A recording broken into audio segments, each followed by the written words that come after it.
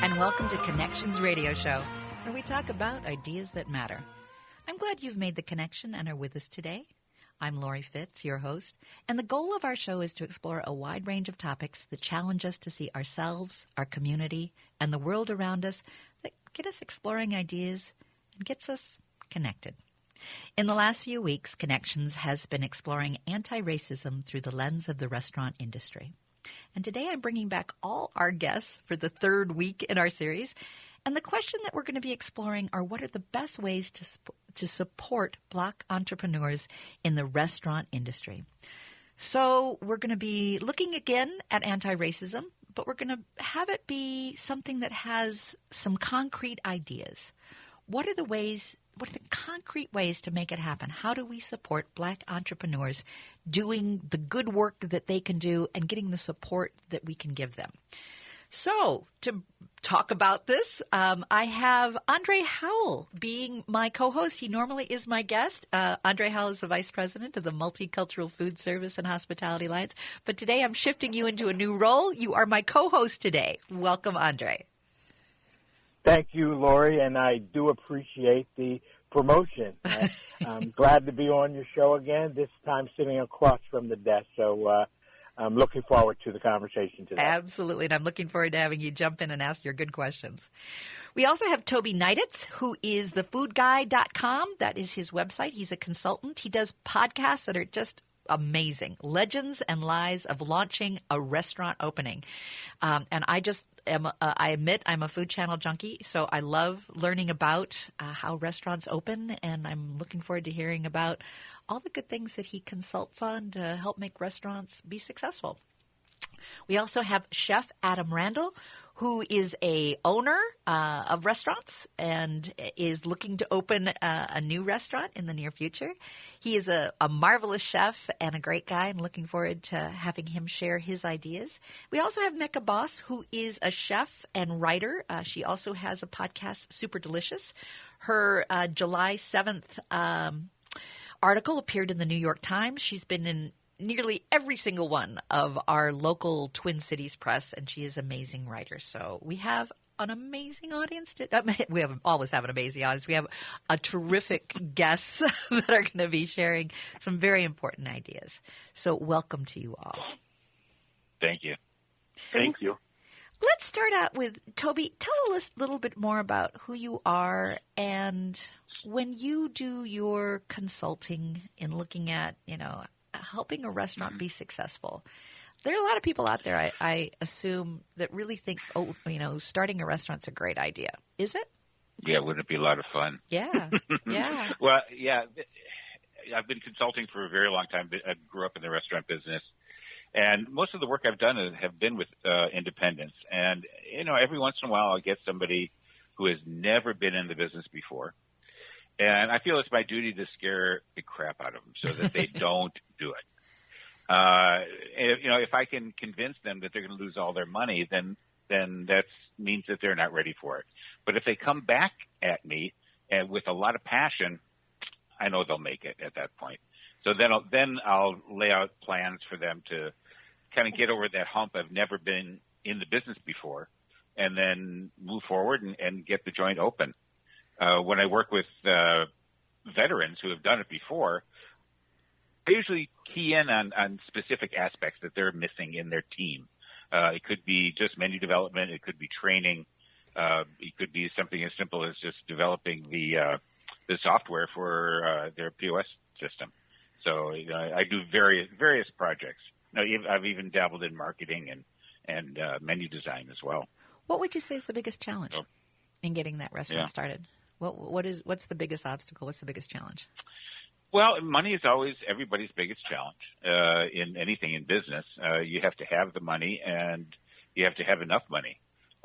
The failure rate of restaurants is primarily due to the fact that people undercapitalize when they get started.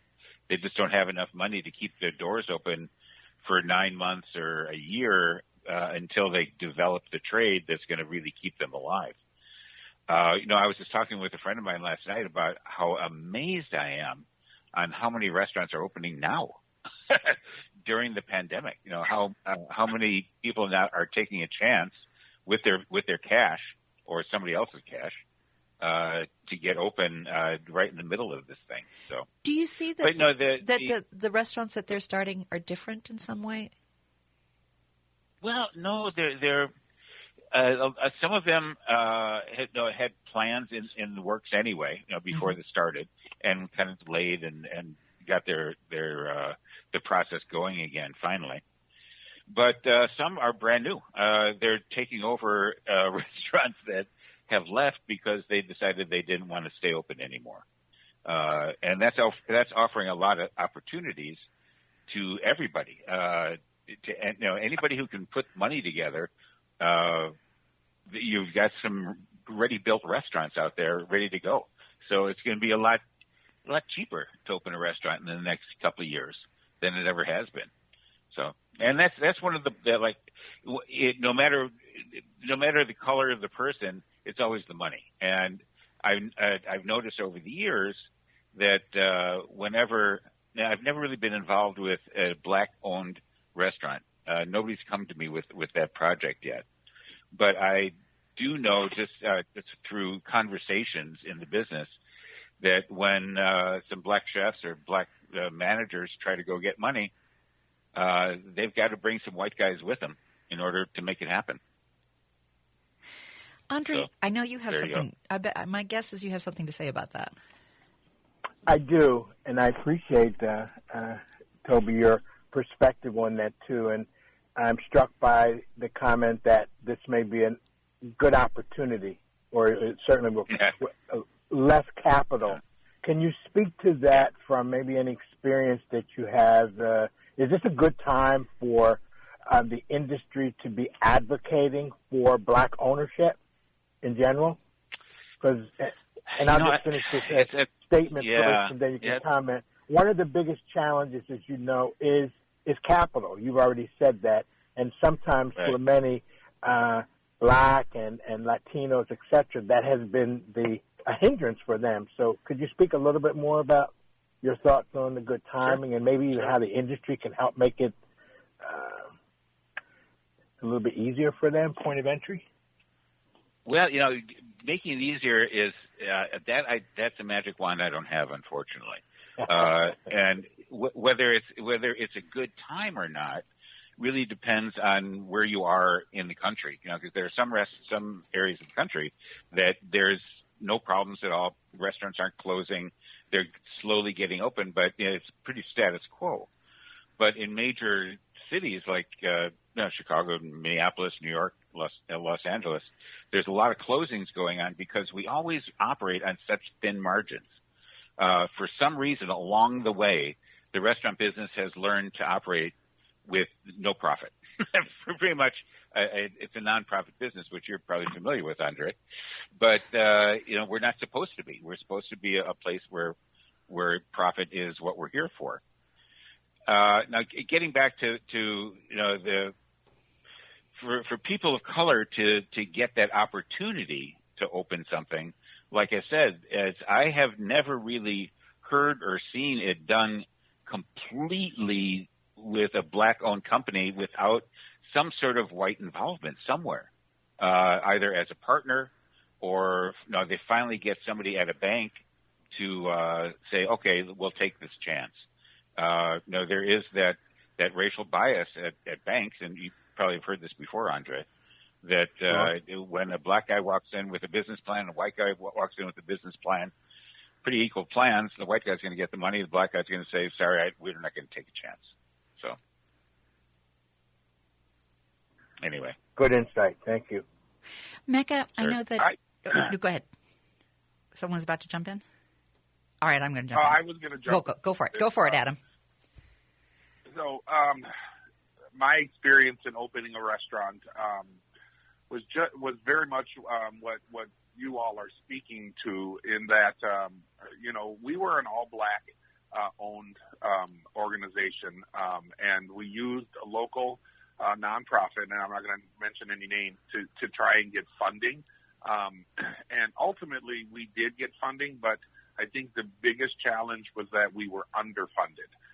We went in with a very realistic number of $250,000, and when it came down to it, we got less than half of that, which was not enough to sustain us. And so what we ended up having to do is to go back and ask for more. And even when we asked for more, it wasn't enough again. And so we struggled and we limped along, and we had some real successes. The food was praised, for lack of a better term, or was really accepted. And I think we really hit a home run with our quality and our flavor and all of those things. But when it came down to it, the business side of it, there wasn't the capital there to sustain us, like you were talking about, Tobie, for that first year and a half to really get a strong foothold to be able to grow. And so I think when you do get funding, oftentimes it's not enough. They may take that chance, but not really giving you the support and a good foundation that you truly need in order to get through that first 18 months to 2 years to get yourself established. Yeah, and like I said, there's something wrong about that, and it's not just a black-white thing. It's an industry model that's wrong. The financial market looks at us as a good time rather than a serious business.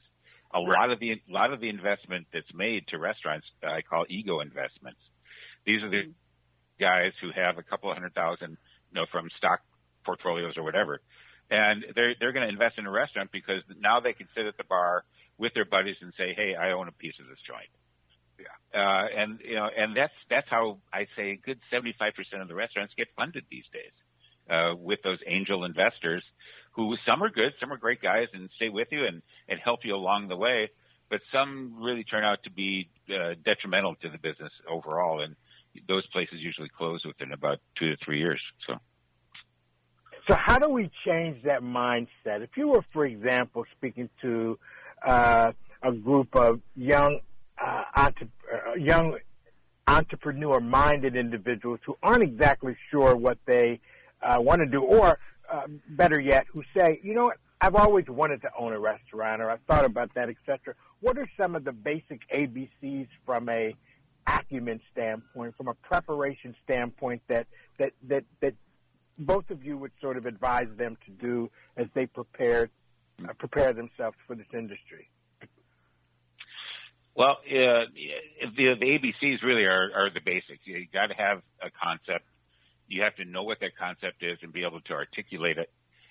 You need a business plan that supports that concept and shows people how you're going to operate it and make money at it.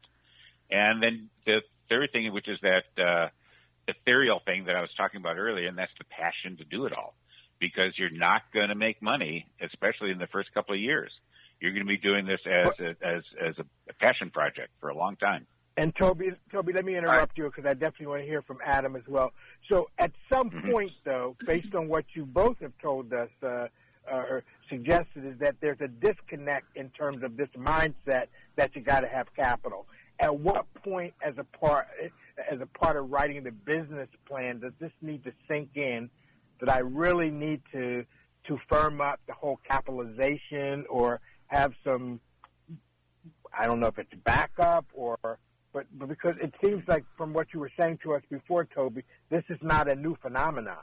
This is something that's been happening in the industry for some time. So how do we change that, and when do we change that in the mindset of individuals considering this? Well, Adam, do you want to? Why don't you speak to, like, you started on what Caribbean Smokehouse kind of went through, and that's kind of what a lot of people go through. Is there's great ideas. Adam had a great business plan, I'm sure, but nobody was willing to take that chance and give him the money he needed. He knew what he needed because he did that research, but nobody gave him the money to do it. And I think you're hitting the nail on the head here. Is doing the research is the most important thing. When I say research, knowing what everything is going to cost.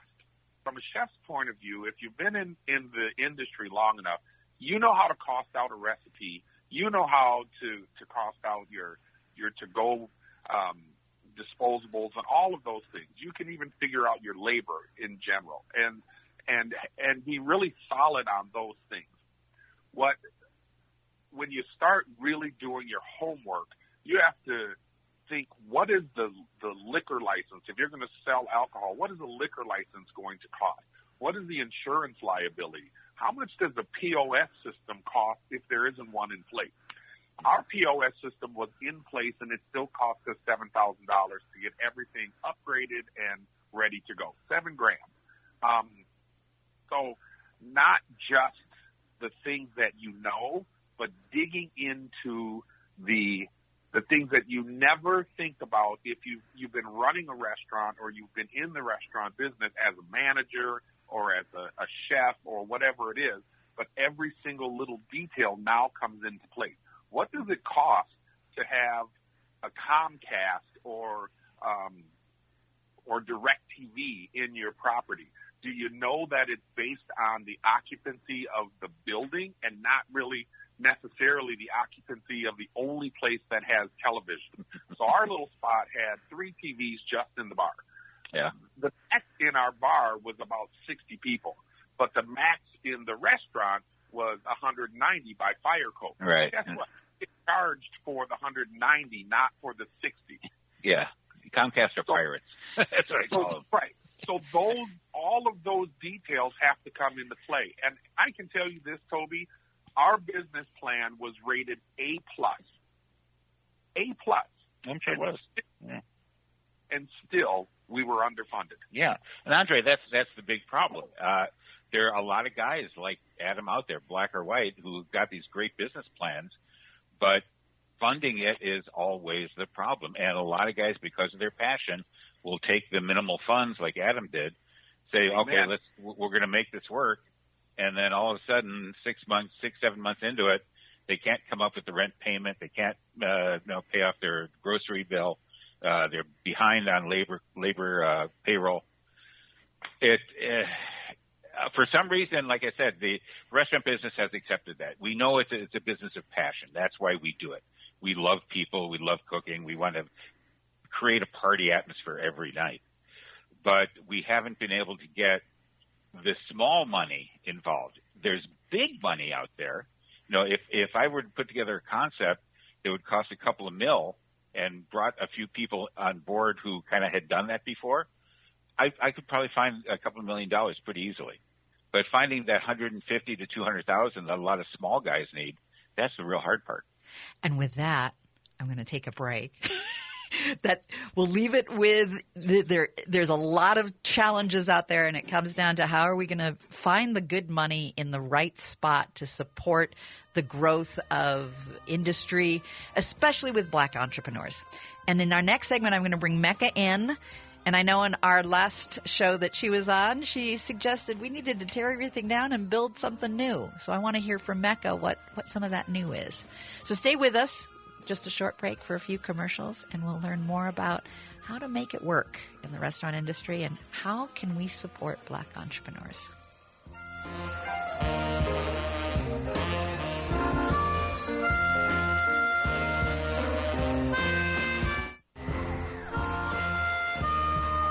Welcome back to Connections Radio Show. I'm glad you've made the connection and are with us today. We're talking about anti-racism in the restaurant industry. What are ways that we can start changing the way we do business? What are ways that we can support and invest in black entrepreneurs and creating new restaurants? What would that look like? And to do that, to have this conversation, we've got some terrific guests. I have Andre Howell, who is the Vice President of the Multicultural Food Service and Hospitality Alliance, and he is my co-host today. We have Tobie Neiditz, who is foodguy.com. Actually, he's a consultant, and that's his website, foodguy.com. He does podcasts of legends and lies in launching a restaurant. We have Mecca Boss, who is a chef and writer. She also does the podcast Super Delicious, and she has written for just about every newspaper and medium here in the Twin Cities. She's a terrific food writer. And we also have Adam Randall, who is a chef and restaurant owner. Welcome to you all. Thank you. Thank you. In this segment, Mecca, I remember at the end of our show, you were saying, the restaurant industry really needs to be dismantled and created anew. Tell me a little bit about your background so that we can let our audience who have not listened to our last shows learn a little bit about you. And I'd love to have your ideas. What do you see? Yeah, well, like I said, I've been a chef, a line cook, a caterer, a cheesemonger. I've sort of plugged myself into every hole the industry has to offer over the past couple of decades. And I've also simultaneously been a food writer throughout that entire career. So I was the food editor of Metro magazine for about 6 years and the dining critic for City Pages for about 3. And in between that, I've always been a freelance writer. So I've always had a dual career. One of the reasons for that is because it's very difficult to make a living just doing one or the other. And, I worked in the food business for sort of 20 years, and it was difficult to break the $15 an hour barrier. I mean, I spent at least, I would say, a decade making $12 an hour. And so, Tobie can tell you that, folks sort of just accept that as the way it is. Like, well, that's just the way it is. And, I would have chefs and owners, hire me for jobs 10 years in and, not blink an eye when offering me $12 an hour for my expertise. And so what do I see? I mean, I can tell you that coronavirus, made me take a very hard look at what I was doing with my life and the cost risk analysis of cost benefit analysis of my career. And I was when coronavirus hit us really hard, I was poised to run a brand new kitchen, a new restaurant opening, and I was very, very excited about that. And obviously everything fell apart. And I'll tell you that I wasn't really willing to put myself through all of those risks and all of the already inherent exhaustion and lack of pay and lack of benefit that the industry inherently has. But then layer on top of it the risk that you're having of catching, a deadly disease while you're trying to run a restaurant. So these are all things I had to look at. And then, of course, then enter the movement that we're living in now, which, in my opinion, is a civil rights movement. It's about Black rights, but it's about rights for everyone. And, it's caused a lot of upheaval, and we've all had to take a hard look at, whether it's the restaurant industry or whether it's media or whatever industry you want to talk about, we're starting, bad actors are being called out, and the inherent exploitation and the inherent human rights abuses that are part of the structure of these industries, of these systems that were not set up for people of color, for women, for Black people. And, we now have to decide what we're going to do with that. So, I mean, that's what I see. How do we fix it? I mean, that's a much longer answer. But those are some of the things that I see. Give me a couple of what you see, what you think might be some answers to be chewing on. Well, we can't, I think the first thing is we can't try to sweep it under the rug and go back to normal. I hear a lot of people talking about going back to normal. Like, well, I can't wait till next year when we can go back to normal. Well, if you're really paying attention, next year is not going to be back to anything resembling normal. And the thing about normal is it really wasn't working for a lot of people. So, so I personally don't want to go back to normal.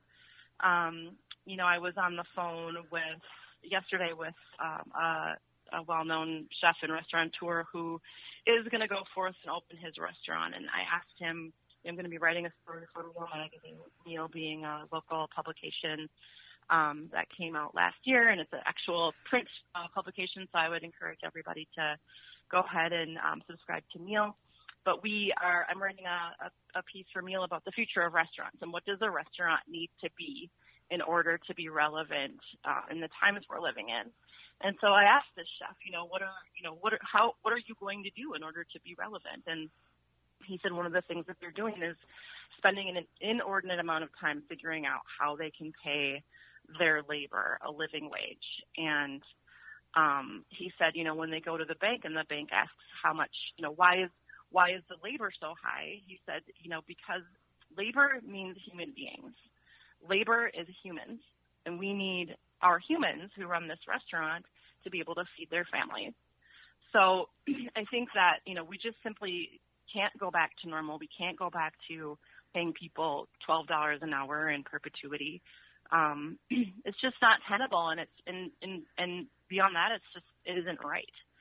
So, like I say, I think that restaurants, if they want to function in the times we're living in, they need to ask themselves a really hard question, and that is like, why should I exist? I worked for the place that I was going to work for. I was going to make $22 an hour, which at 20 years into my career, first of all, is almost unheard of in this industry. For an hourly rate at that. But think about that. 20 years in, it's $22 an hour. It's an unbelievably low rate of pay for a career veteran, and yet that's considered really great in this industry. Yeah. I'm going to interrupt for a second, because if you were working the manufacturing line for GM, you'd be at like $35 an hour plus all these benefits. So. Sure. And even though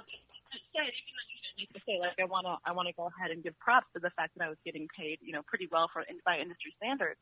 But the individual who ran the business said, if I can't do these things, then I don't want to do it at all.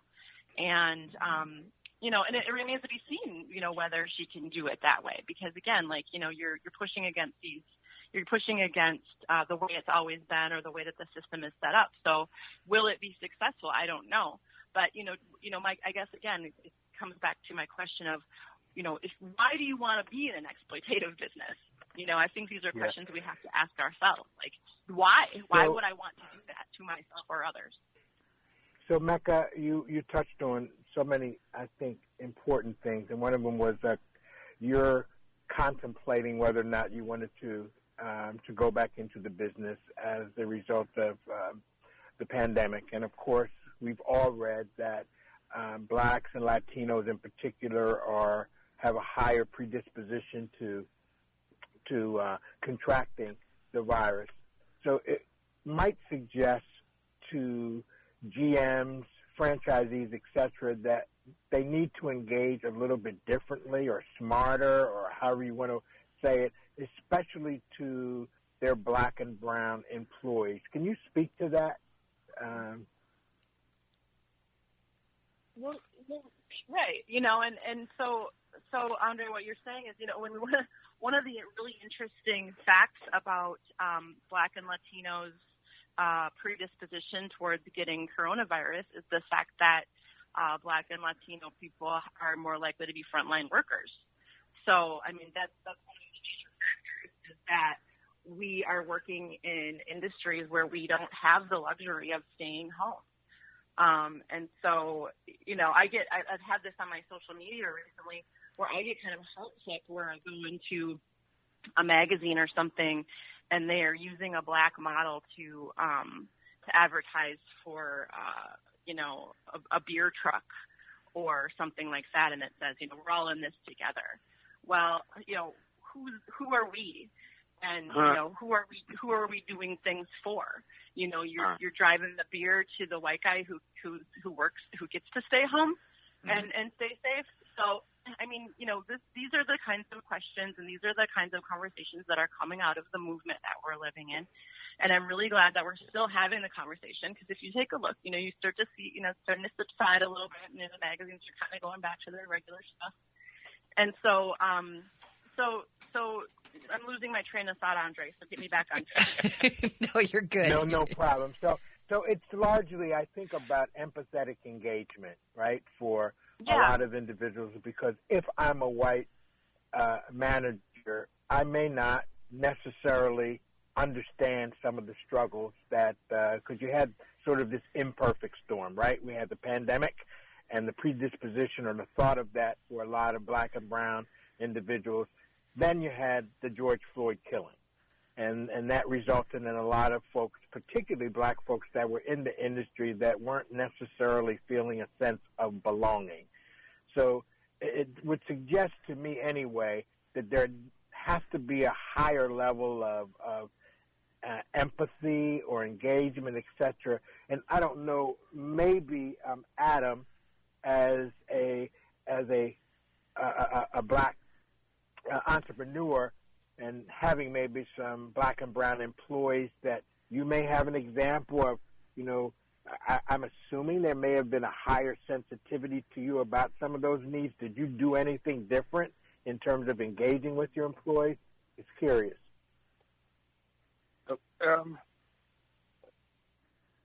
It's an interesting question, and I don't know that I did anything different necessarily directly. I think that because of being who I am, I approached and have always approached everything from my point of view. And so working as a manager, not in my restaurant necessarily, but working as a manager in other spaces and being very, very often the only black person on the team, or certainly in the management level, I think I did not hesitate and won't hesitate to try and share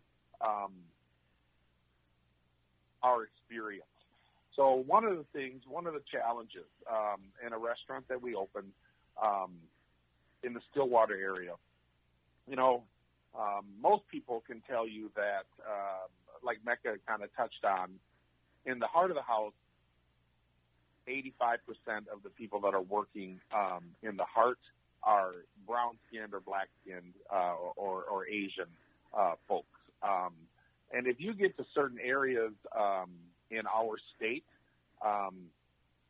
it's a what's the word? A gauntlet of just driving to work and being concerned about being brown-skinned or black-skinned and driving through a certain county. And then coming to work. And I have literally had more than one employee say, you know what, I got pulled over last night going home, and they harassed me so bad, Chef, I'm not coming back to work. I'm staying in the city because it's easier for me to get around without having to worry about having worked a 9-hour hot shift. Now I'm worried about going too fast or too slow on the highway. And so making people aware of those things, making and talking about our assumptions and how we assume or carry stereotypes about people of color, and trying to beat those back as much as you possibly could because, again, you can't come across as the militant. You can't come across as the angry black person, because if you do, then that changes the whole dynamic as well. And more than one time, 6 months later, someone is saying to me, oh, you know what? It's been 3.5 years and things have been going well, but it's not really a fit anymore. And so we're going to have to part ways. Well, and I'm going to interrupt you for a Tobie, second, because there's I gotta go. Time? Yeah, gotta go to that commercial. But I want us to hold that thought, and I want to come back. And when we come back from break, I'm going to let you be first in asking that question. And I also, in our next segment, want to talk about some other concrete things that need to happen. So stay with us. We look forward to having you join us on the other side of the commercials and learning more about the restaurant industry and what are some concrete things that we can do to make a difference.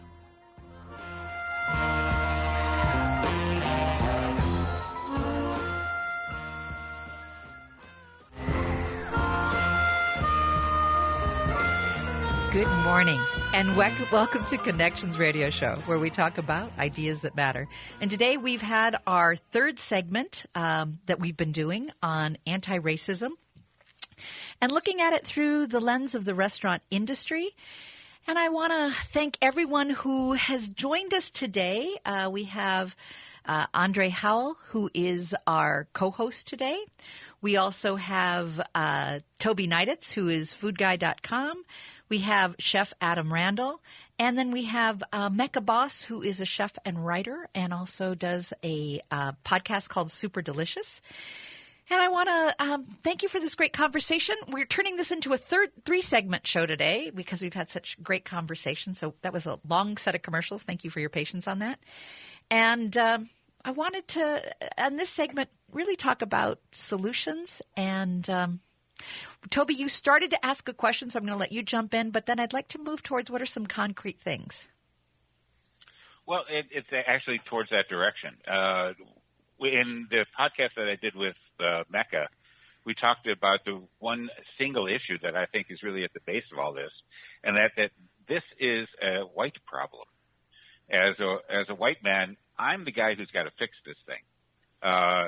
My black cohorts can show me the way and point things out to me that may be right or may be wrong, but in order to get them on an equal footing with me or with people like me, I've got to help them along. I've got to stop what my other white guys are doing so that it becomes a level playing field for everybody. So, Adam, I know well, you've got... I guess go for it, Mecca. Go ahead. Well, I guess just one of the things that I jotted down here is just that, it's important to remember that, blackness is not a monolith. There's any way to be black as there are black people in America. So, I think if you're really talking about engaging entrepreneurship, you can talk to individuals. Everybody's got a different story. Everybody's got a different set of needs. Of course, it's money. I mean, money. And, for sure we know that, black people are more disenfranchised in this country than white people. And we know that we don't have access to money or access to people with money the way that white people do. So we know that much. But yeah, I would say also, engage with people and talk to people about what they want or don't want. And I also want to circle back a little bit to, Andre had a question earlier on in the show about, whether this is exactly the right time to be encouraging black entrepreneurship in restaurants. We're in the middle of a global pandemic. Are restaurants an asset right now, or are they a liability? It looks great on the surface to say like, well, I have to walk away from my restaurant space because it's not working for me. Would you like it? But I think we have to pay attention to the realities there too. Adam, what's your thoughts? As someone who is actually taking on the challenge of opening a restaurant here probably in the next 45 days or so, considering everything that we're all talking about, the pandemic, the strife that is happening because of George Floyd being killed and the multitude of other people who have been killed or hurt at the hands of our government or whatever entities. I still have that thing in me, that burn in me that says, you know what, I'm going to try. And I think what we have to do is that we have to think about exactly how you're going to open the restaurant. I think Mecca, what you're touching on really is it the same blueprint that it was 8 months ago for opening a restaurant, or has the blueprint changed completely?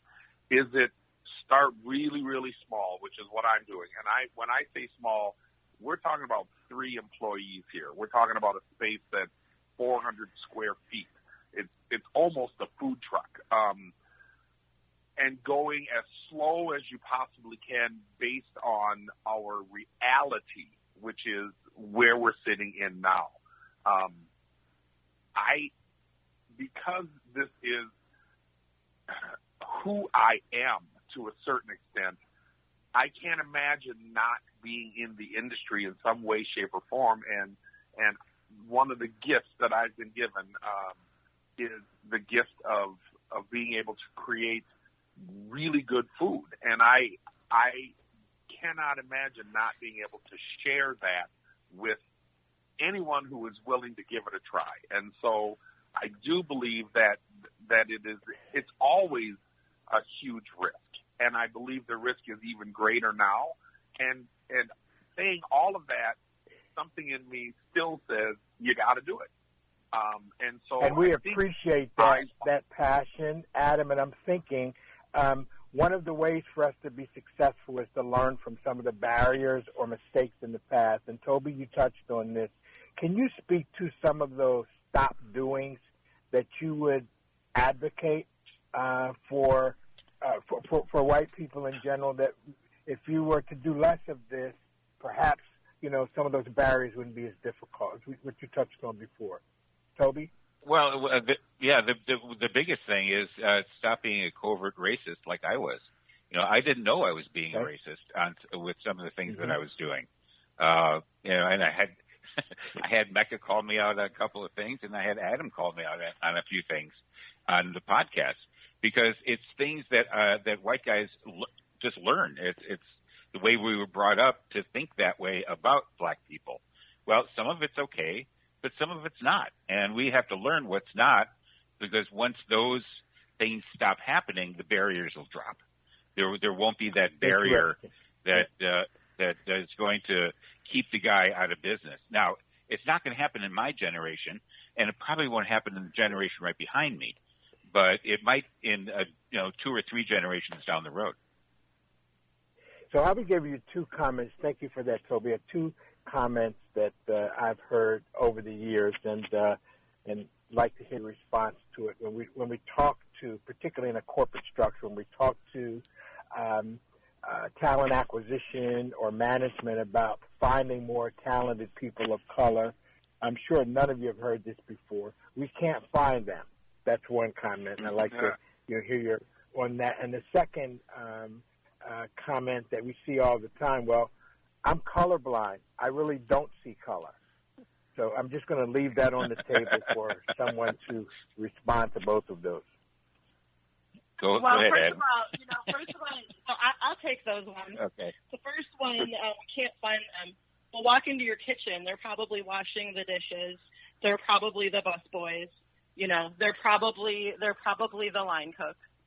And, one of the problems with that is that, the optics of it, because we're so used to seeing white guys at the pinnacle.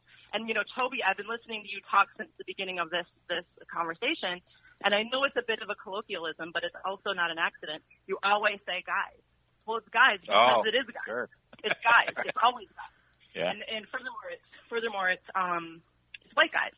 If you think of a chef right now, you're not going to think about somebody who looks like me. But why not? So imagine you're a woman and you're a black woman. So, the people of color are there. They're certainly there. And to the business about colorblindness, it's a really hurtful thing for someone to say, because if you're colorblind, then you don't see me.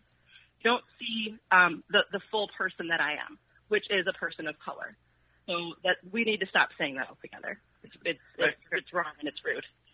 I'm going to piggyback on that a little bit, and I would say that someone saying that they are colorblind is fooling themselves, because there's no such thing. Our culture is raised to see color.